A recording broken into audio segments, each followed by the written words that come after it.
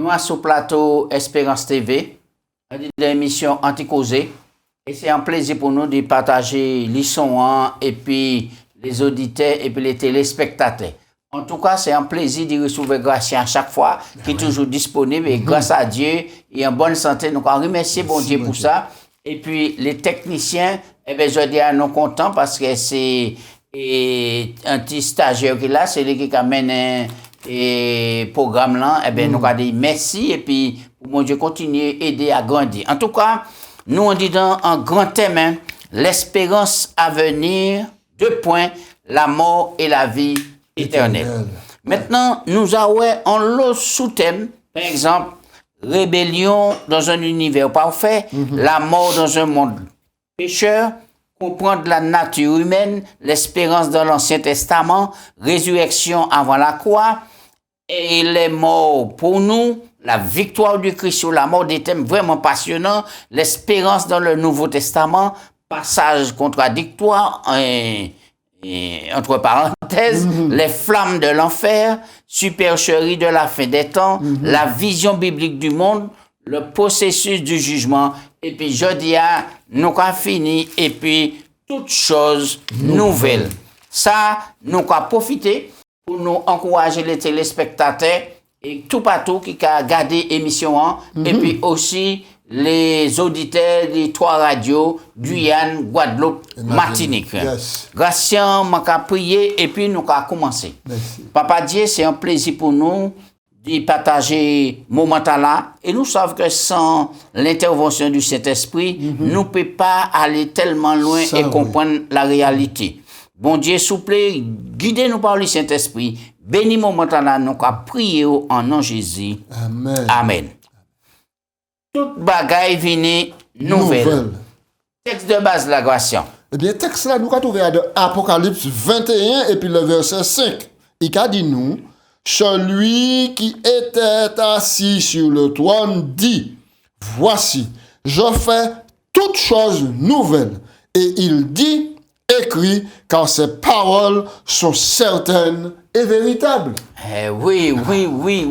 Et c'est ça qui a réconforté nous, on dit dans le texte là, puisqu'il a dit que et celui qui était assis sur le trône dit, voici, je fais comment? Toutes choses nouvelles.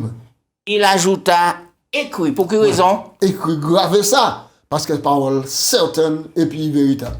Écrit pour moun ça prend connaissance de ça. Eh bien, ouais, moi, je peux dire que moi, je poussé en nous un soulagement. Parce que ni yon de l'année, nous avons tiré moun qui n'est pas possible sur la terre. Et la Bible a dit nous que ça caille point fin. Nous arrivons au bout. Et c'est une bonne nouvelle, nous, que maintenant, ça prend fin un jour, qu'il y a une nouvelle existence, nouveau ciel, nouvelle terre, une nouvelle conception des choses, et puis pas qu'il y ait une souffrance, pas qu'il y ait une douleur, ça semble extraordinaire. Oui, et c'est pour raison là, et la Bible a nous l'espérance, puisque et nous toutes là, sinon ça dit, nous attendons, selon sa promesse, des nouveaux cieux, une nouvelle terre où la justice habite. Mes amis, moi, crois que si nous entendons tout le monde qui soupiré en mode meilleur, c'est bien à présent.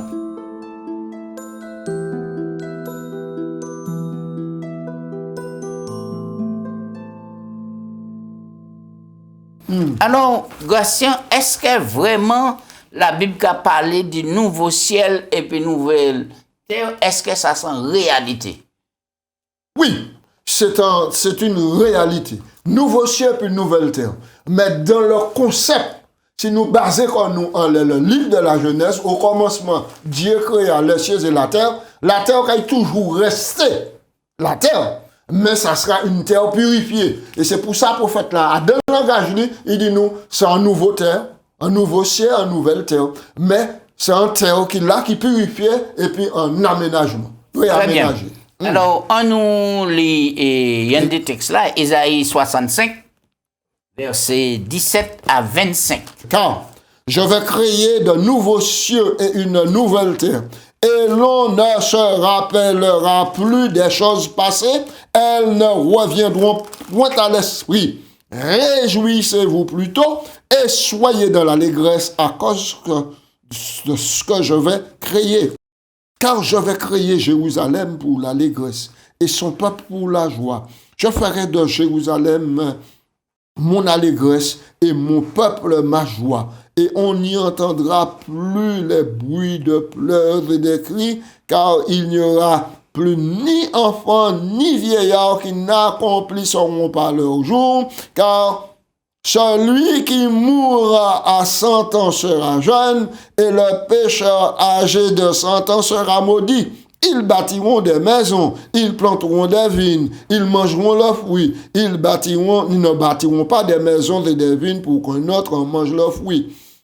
Car les jours de mon peuple seront comme les jours des arbres, et mes élus jouiront de l'œuvre de leurs mains. Ils ne travailleront point en vain, et ils n'auront pas d'enfants pour les voir périr, car ils formeront une race bénie de l'Éternel, et leurs enfants seront avec eux. Avant qu'ils m'évoquent, je les répondrai. Avant qu'ils n'ont cessé de parler, je les exaucerai. Le loup et l'agneau paîtront ensemble, et le lion, comme le bœuf, mangera de la paille, et le serpent aura la poussière pour nourriture, et il ne se fera ni dommage sur ma montagne sainte. Alors, Esaïe a présenté nous un bel panorama, dit un aperçu intéressant, mais si jamais Israël était resté fidèle, c'est ça, il était réjoui de ça. C'est ça, il était réjoui. Mais toujours dans un contexte de pécheur. Très important, faut nous bien chausser les lunettes nous pour nous comprendre ça.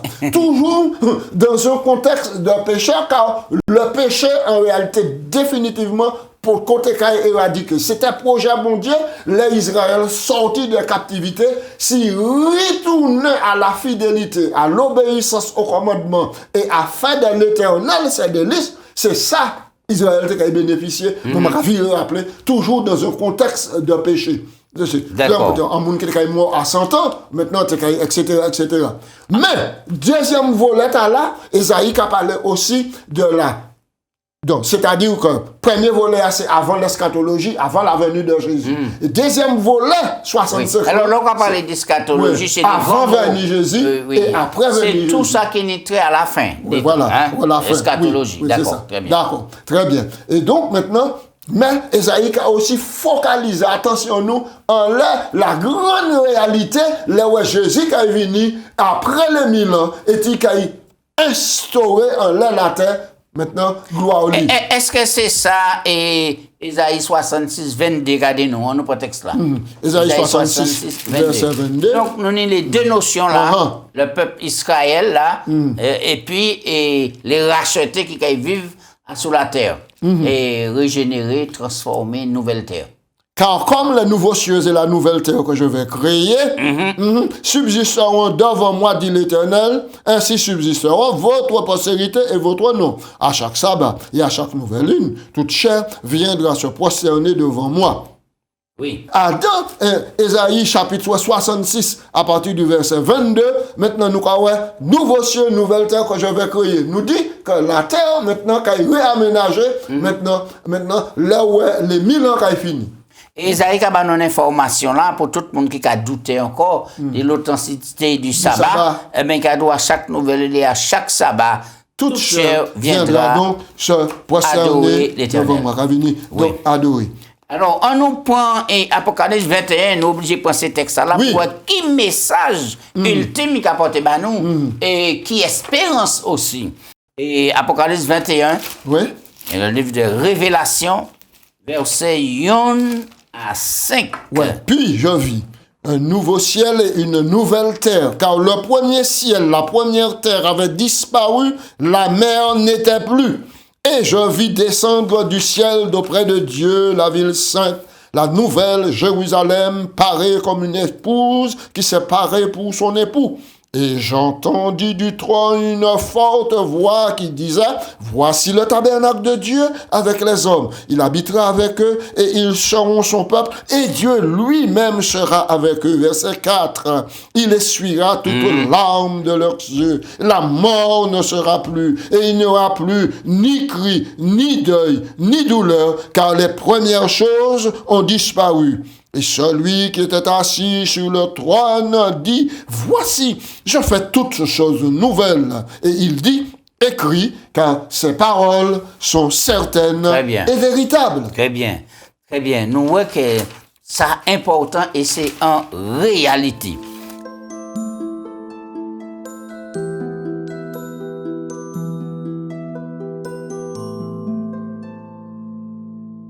Alors, à présent là, maintenant, parlez-nous dans le temple de Dieu. Est-ce qu'il y a un temple en ciel à Gracia? Absolument. Absolument. Il y a le trône de Dieu, il y a le temple dans le ciel là. Nous avons rappelé que là, bon Dieu présenté à Moïse dans Exode sur la montagne, il dit, fais ça d'après le modèle là, je vais montrer là. Donc, trône bon Dieu, on dit dans le ciel là. Plusieurs textes qui disent nous, le ciel est mon trône, la terre c'est mon marchepied. Oui. Plusieurs textes qui disent nous ça. Nous allons lire Apocalypse. Apocalypse 4, versets 2 à 6, puisque c'est ainsi parle l'Éternel. Nous allons vérifier. Oui. Apocalypse 4, verset 2, 6. Il dit, et aussitôt je fus ravi en esprit. Et voici, il y avait un trône dans le ciel, et sur ce trône, quelqu'un était assis. Celui qui était assis avait l'aspect d'une pierre de jaspe, de sardoine, et le trône était environné d'un arc-en-ciel semblable à de l'émeraude. Autour du trône, je vis 24 trônes, et sur ces trônes, 24 vieillards assis, revêtus de vêtements blancs, et sur leurs têtes des couronnes d'or. Verset 5. Du trône sortent des éclairs, des voix de tonnerre, et devant le trône brûlent 7 lampes ardentes qui sont les 7 esprits de Dieu. Il y a encore devant le trône comme une mer de verre semblable à du cristal. Au milieu du trône et autour du trône, il y a 4 êtres vivants remplis de Dieu devant et derrière. Oui. Alors, est-ce que vous pouvez, qui ça vous peut dire nous sur deux passages ça là? Nous allons comparer Apocalypse 7, 14, hein? Et puis Apocalypse 21, 3. Oui. Apocalypse 7, 14. Oui. Je lui dis, mon Seigneur, tu le sais. Et il m'a dit, ce sont ceux qui viennent de la grande tribulation. Ils ont lavé leurs robes et les ont blanchis dans le sang de l'agneau. Verset 15. C'est pour cela qu'ils sont devant le trône de Dieu et le servent nuit et jour dans son temple. Celui qui est assis sur le trône dressera sa tente parmi eux. Oui. Et Apocalypse 21, verset 3. Apocalypse 21, verset 3, nous lisons ça. J'entendis du trône une voix forte qui disait, voici le tabernacle de Dieu avec les hommes, il habitera avec eux, ils seront son peuple, et Dieu lui-même sera avec eux. Oui. Alors, là, nous allons, par exemple, Apocalypse 7, hein, et verset 4, et qui a fait mention, là, dit... Et les 144 000. Yes. Et là encore, il y a le monde qui est dans la confusion. Et nous sommes les 144 000, c'est un chiffre symbolique. Hein? Symbolique. C'est un chiffre symbolique. C'est un multiple de 12. Puisque verset 4 là a dit, et j'ai entendu le nombre de ceux qui avaient été marqués du sceau. 144 000 de toutes les tribus des fils d'Israël. Et puis, après... Nous avons qui au verset 9, au Libanon, Apocalypse 7, verset 9. Apocalypse 7, verset 9. Et c'est important pour nous comprendre. Après cela, je regardais, et voici, il y avait une grande foule que personne ne pouvait compter. De toute nation, de toute tribu, de tout peuple et de toute langue, se tenant devant le trône de Dieu, revêtus de robes blanches et de palmes dans leurs mains. Les deux sont devant le trône. Oui, et il criait d'une voix forte en disant, le salut est à notre Dieu qui est assis sur le trône et à l'agneau. Donc, c'est important pour nous comprendre que les adorateurs sont ceux qui viennent de la grande détresse, la grande tribulation. Ils ont lavé leurs robes et les ont blanchis dans le sang de l'agneau. Ils sont les témoins vivants de la puissance rédemptrice et transformatrice de Dieu et ils chantent les louanges de Dieu pour ce qu'il est et ce qu'il fait. Expliquez-nous la notion qu'ils ont lavé leur robe dans le sang de l'agneau. Laver leur robe dans le sang de l'agneau. La robe ici, laver, l'expression laver robe ici, signifie laver chair. Laver chair. Tiens, la veille, on dit de sang l'agneau. Donc, robe là, c'est les rachetés qui sont revêtus d'une robe blanche, c'est symbole de la justice de Dieu. Oui. Justice de Dieu. Et donc, ça veut dire qu'en fois qu'ils ont accepté le sacrifice complet de Jésus-Christ, et bien au moment là, ils ont revêtu de Jésus-Christ, ils ont un vêtement blanc et transformation de la justice. Et c'est important. Donc, l'expression laver ici, ça signifie purification. Purifier. Le sang a été donné comme un moyen de purification. Adam, nous avons lu l'apôtre Jean 1 Jean 1, verset 9, si nous marchons dans verset 7, si nous marchons dans la lumière comme il est lui-même dans la lumière, nous sommes mutuellement en communion et le sang de Jésus nous purifie de tout péché. Oui.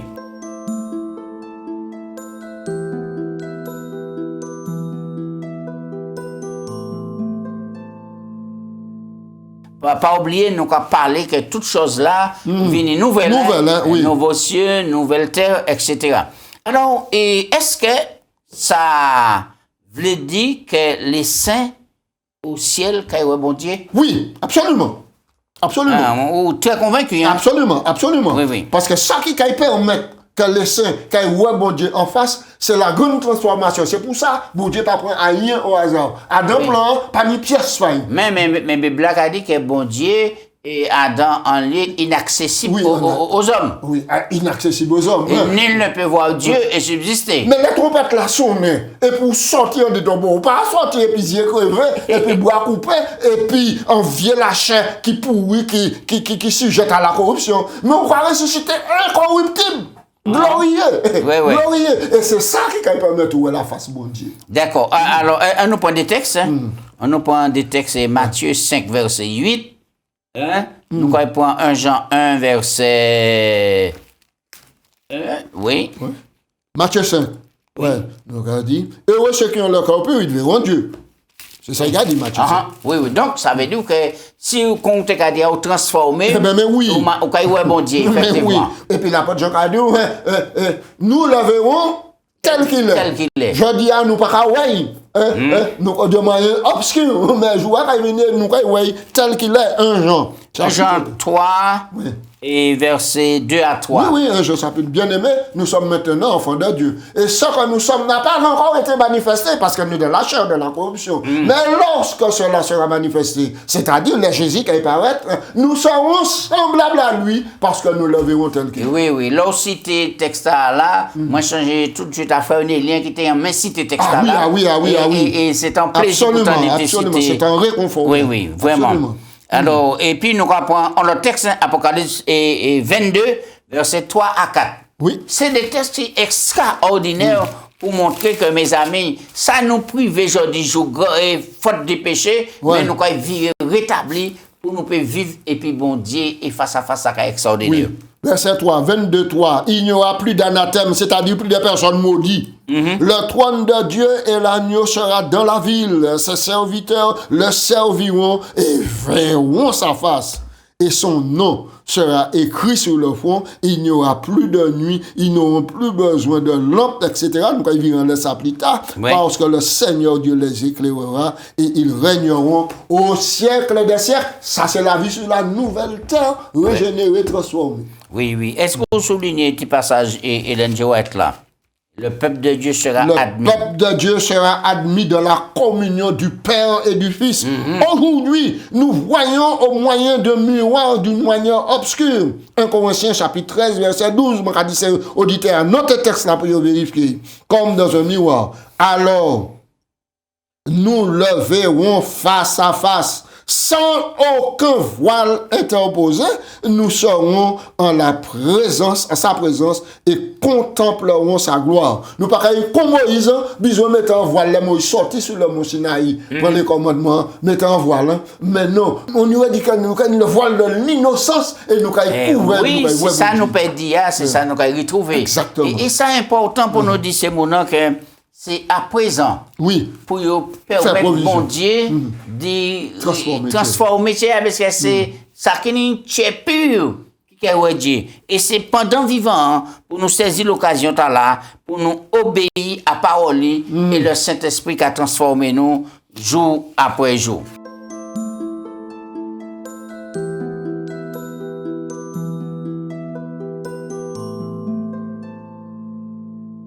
croire que la mort qui fini vraiment, mon pas qui pleurer encore, pas qui ni de l'eau qui sorti en yeux, tout ça.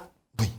Mais quoi ça fermement parce que la Bible dit moi, aussi vrai que moi mettez maman moi en terre moi pleurer. Moi mettez papa moi en terre moi pleurer. Moi mettez sœur moi en terre moi pleurer. Moi pleurer parce que cette séparation entre raide, mais bon Dieu réservé pour la soir, il dit moi garçon. Je vois qu'il vient, pas qu'il pleure encore. Si qu'il pleure de joie, mais pas de tristesse, parce que la mort a disparu. Et puis, là, dit-nous ça. On nous fait une vision, parce que nous avons tous ces textes-là, oui, mais on nous reprend parce que ça, bon, on va faire une répétition de la vérité. Apocalypse 21, verset 4. Il essuiera toute l'âme dans leurs yeux. La mort ne sera plus. Et il n'y aura ni deuil, ni cri, ni douleur, car les premières choses ont disparu. Pour funèbre, cimetière, l'ambulance, docteur, toutes ces bagailles là qui fini. Mon Dieu, qui mettait un point final à tout ça. Oui, on nous prend Ésaïe 25, verset 8. Ça, c'est un texte, moi, content. Ésaïe 25, verset 8. Et moment là, c'est le moment qui arrive, nous dans les derniers jours, et c'est le moment pour nous faire bonne provision. Ah, oui. C'est le moment pour nous vivre dans la foi, dans l'amitié, dans l'amour, dans la compassion, dans la grâce, mon Dieu. Ésaïe 25, verset 8, il anéantit la mort pour toujours. Le Seigneur, l'Éternel, essuie les larmes de tous les visages et il fait disparaître de toute la terre l'opprobre de son peuple, car l'Éternel a parlé. L'Éternel a parlé, oui. Mais 8 siècles avant la venue garçon qui était mettait fin à la mort là. 800 ans avant, et je dis, je nous a plus de 2000 ans après que garçon est venu. Oui. Mais promesse là, là, écrit dans l'Ancien Testament. Et nous prenons Apocalypse 7, 17. Et nous les fortifier et quand nous là, dans parole bon Dieu, ça belle. Oui. Apocalypse 7, 17. Car l'agneau qui est au milieu du trône les pètera et les conduira aux sources des eaux de la vie. Dieu essuiera toute l'âme de leurs yeux. Ça quoi l'expression en caviré. Oui. Et puis, nous prenons, et l'autre là, dernier là, Apocalypse 21, verset 4, nous allons, mais nous allons vieillir encore pour sa vie. On dit dans nous vraiment un genre de souffle de vie, d'espérance. Il essuiera toute larme de leurs yeux. La mort ne sera plus. Et il n'y aura ni deuil, ni cri, ni douleur. Les premières choses ont disparu.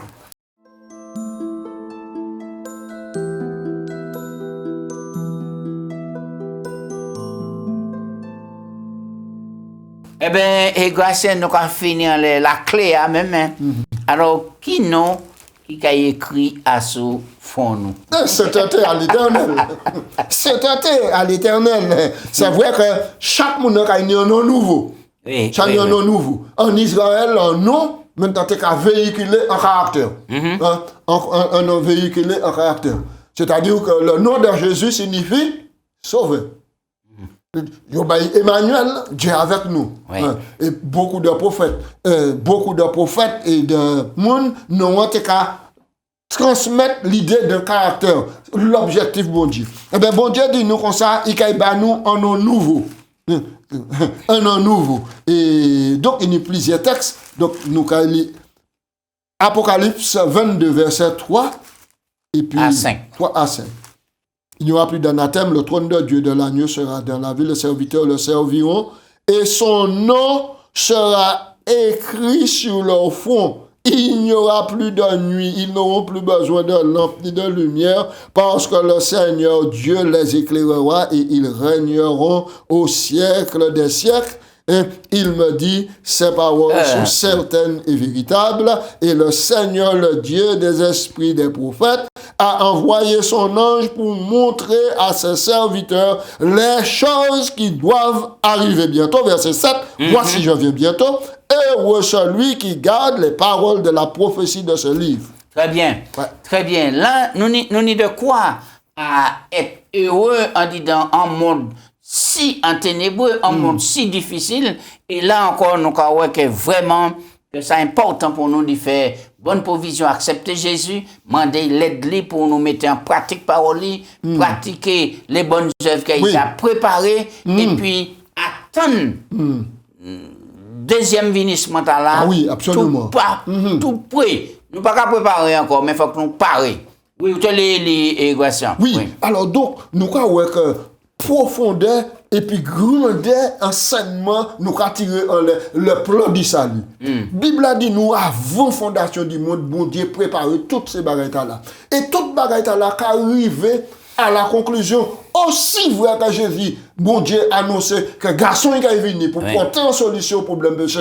Jésus est venu. Bon Dieu t'a annoncé que garçon était maltraité, il était souffert, il était mort. Jésus maltraité, il mort, il souffert. Garçon, Bible a dit nous il était monté, il montait. Là il montait.